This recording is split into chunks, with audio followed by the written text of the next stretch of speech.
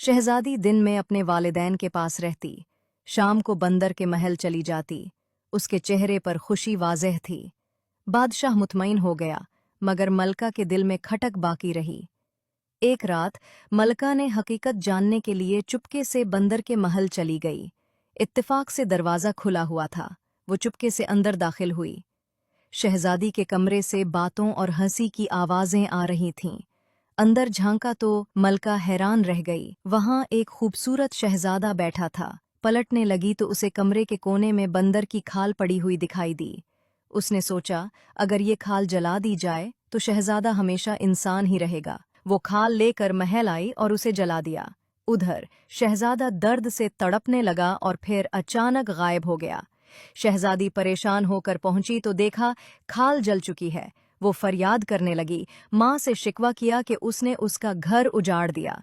मलका शर्मिंदा हुई, मगर अब कुछ न हो सकता था। बादशाह ने सिपाही भेजे, मगर शहजादे का कुछ पता न चला। शहजादी गम में डूब गई, न कुछ खाती न बोलती, बस खामोशी से वक्त गुजारने लगी।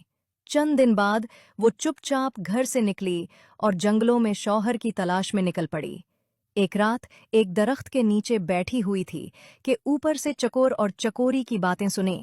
चकोर कह रहा था कि एक शहर का शहजादा सख्त बीमार है, उसके जिस्म पर आबले हैं, कोई दवा काम नहीं कर रही।